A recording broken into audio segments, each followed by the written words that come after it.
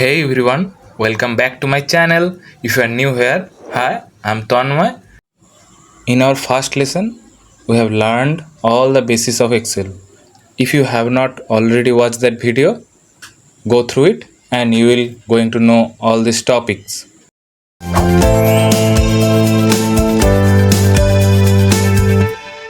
Today I am going to teach you about something that might seem simple but can make or break your Excel spreadsheet. Today I will cover how to enter properly a date, text and formulas. You won't believe, but when I have tried first time Excel, it was a mess with errors and weird symbols. Things are just not working. If you are also having this kind of issue, don't worry. I will get you covered. Okay, let's go. Let's start with entering text and creating proper titles. Whenever you type something into a cell, Excel try to decide what is it? A text, number or a formula or even a date. So when you are writing a title, make sure it is plain text. A good title should be clear, easy to spot. On the best way to do it is to select the top row across your data. Say from column A to E and click Merge and Center. Then type in your title. Let's say monthly sales report 2025. After that, use a bold, a bigger font size. Maybe give a background color so that it stands out. A clear title instantly makes your spreadsheet easier to understand. So next up, we will work with numbers. Excel is built for number crunching, but only if you format things correctly. You don't need to type symbols like dollar signs or percent manually. Excel can handle that for you. For example, if you type in 1000 and then use the currency format, Excel will automatically show it as 1000 rupees. You can also choose other format like percentage, comma style, depending on what you are working on. Just select to the cell, go to the toolbar, pick the format that fits. It helps you to make your sheet clean and consistent. And you can change the currency values too. Like if you want to change the rupees to dollar, you can just change it. Now let's talk about dates. It may look simple, but Excel treats them like numbers behind the scenes. You can type a date like 5/9/2025 or 9 May 2025. Excel will understand it as a real date, not just a text. And if you want to get this today's date, like daily report, just type equals to today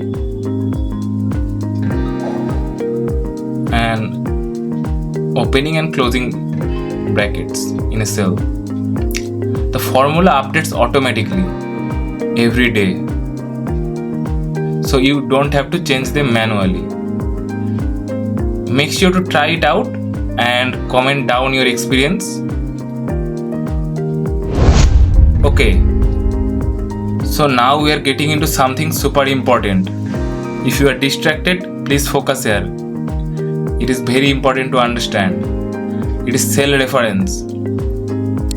These are the way Excel formula points to other cell. There are two main types, relative and absolute. A relative reference like A1 changes when you copy it to other cell.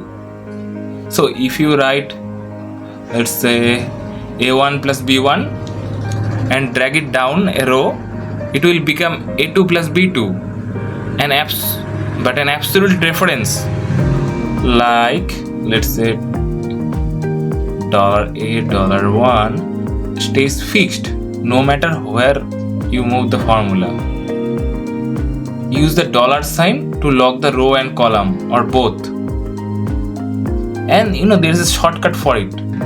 You need to select the reference and just press F4. It will make the value absolute. Next, we are going to speak about formulas. Remember a very important thing. Every formulas in Excel start with a equal sign. Then you can use add, subtract, multiply or divide the numbers. For example, A1 plus B1 is to add two values. A1 multiply B1 will give you the multiplication value. And one super useful formula will be equal sum open parenthesis A1 then A5, and which add all the number in the cell from A1 to A5. Just type it once, press enter. Excel does the math for you instantly.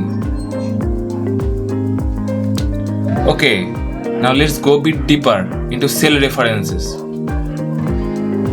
Especially when you are copying formula, if you are calculating something like tax or your tax rate in the cell E1, you want to make sure it does not change when you drag the formula down.